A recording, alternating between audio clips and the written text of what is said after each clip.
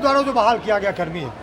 अब बताइए, कोई व्यवस्था नहीं है, न ऑफिस न भवन है, न शौचालय है, न नेट है, न सुरक्षा, कुछ भी नहीं है। हाजिरी क्या बेर लगाना, 3 बेर फेस वैल्यू, 3 बार, सुबह में करना, दोपहर में करना, रात में करना। बताइए, आज ब्लॉक में गया, वहाँ हाजिरी बनाया, फिर गया सेंटर पे काम करके 8 किलोमीटर, फिर वहाँ बनाएगा, फिर लौट के आएगा कहाँ पे, फिर सेंटर पे ब्लॉक में, फिर हाजिरी बनाएगा 5 बजे, फिर आएगा कैसे?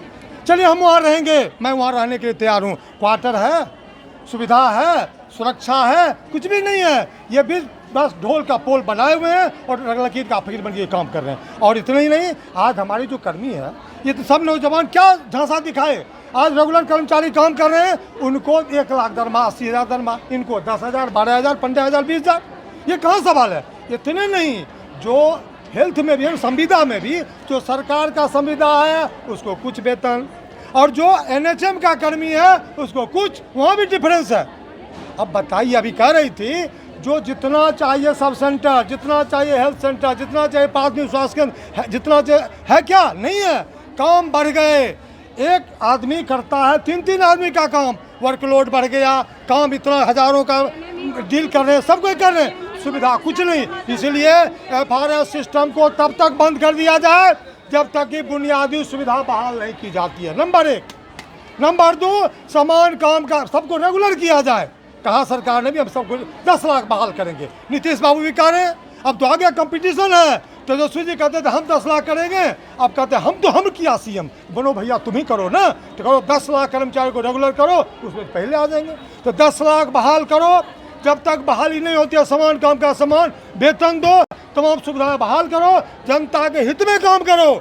जनता कर्मचारी के साथ मिलकर करेगा। ये तो फूट डालता है कर्मचारी में भी, रेगुलर संविदा, उसका संविदा, इतने नहीं और है, पे कमीशन नहीं देंगे, पुराना पेंशन नहीं देंगे, MPML लेंगे, सारी बात आप जानते हैं। आज सदर अस्पताल आप प्रदर्शन करने पहुंचे थे, क्या यहाँ जो है आज लगातार 22 तारीख से 22 जुलाई से पहले हुआ प्रदर्शन जिला में, राज्य में, उसके बाद काला बिल्ला लगा के विरोध प्रकट किया, संवैधानिक तरीके से ध्यान आकृष्ट किया सरकार का।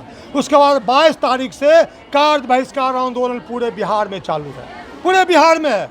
अब वो लगातार चलता चला जा रहा है। सरकार वार्ता करके समाधान करने के बजाय दमन की नीति अख्तियार करती है, डराने धमकाने का काम करती है। तो आज हमारा कार्यक्रम है सिविल सर्जन के माध्यम से यहाँ का तो सुविधा बहाल करें ही, हमारी मांग को राज्य सरकार तक भेजें। आज राज्य सरकार को हम हर जिला मुख्यालय पे सिविल सर्जन के प्रदर्शन के माध्यम से बात को रख रहे हैं, और अगर वार्ता करके समाधान नहीं करते हैं, आने वाले दिनों में आंदोलन को तेज किया जाएगा। इस क्रम में हमारा विधायक को घेरेंगे, मंत्री को घेरेंगे, सांसद को घेरेंगे, हर स्तर तक जाएंगे, सभी पॉलिटिकल पार्टी के बीच जाएंगे, हम सबके बीच हैं, सबका हक है, सबका सवाल है, इसलिए सवाल को हम जन जन तक ले जाएंगे, इस लड़ाई को तेज करेंगे। अगर नहीं हुआ तो आगे आंदोलन को तेज किया जाएगा। इसी क्रम में आज का ये काम।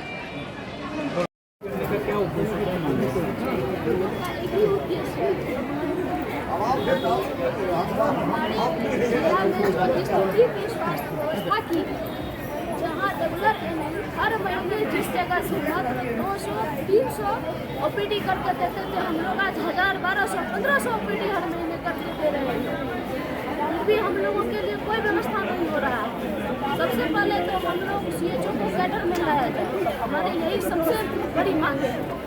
कैडर में आने के बाद ही हम लोग का कुछ भी हो सकता है। जिंदाबाद जिंदाबाद, नहीं चलेगा, नहीं चलेगा। चलो ठीक। लगातार आप प्रदर्शन जो है कर्मियों के लिए नेतृत्व करते रहते, क्या उनकी मांगे आज के लिए? देखिए, बिहार चिकित्सा जन स्वास्थ्य कर्मचारी संघ राज्य कमेटी के फैसला के अनुसार हमारे राष्ट्रीय नेता बता चुके हैं, पूरे बिहार में आज आंदोलन चल रहा है। किन्हीं को 10,000, किन्हीं को 5,000, किन्हीं को कुछ साफ साफ कहना है। ये सब इफ बट किंतु परंतु फूट डालो शासन करो की राजनीति नहीं चलेगी। सभी कर्मचारी एकताबद्ध होकर के आज चिकित्सा महत्वपूर्ण महकमा है, और हमारी ANM ने बताई जो काम पहले बहुत कम होता था आज बहुत ज़्यादा हो रहा है। उसके बावजूद भी ये सुविधाएं दी जा रही है तो नहीं चलेगा। सबको समान काम का समान वेतन चाहिए, रेगुलराइजेशन चाहिए, और सब कोई कह रही है हम FRS में हमको कोई नहीं है, लेकिन उस सेंटर पर हमको सब सुविधा चाहिए ना। बिना सुविधा कैसे होगा? अब शाम में 5 बजे शाम में ठंडा के समय में महिला वहाँ से कैसे आएगी? अकेले काम करके कैसे लौटेगी? ये तमाम सवाल है। तमाम सवाल को लेकर के बिहार चिकित्सा एवं जन स्वास्थ्य कर्मचारी संघ संघर्ष कर रही है, प्रखंड से लेकर के राज्य स्तर तक।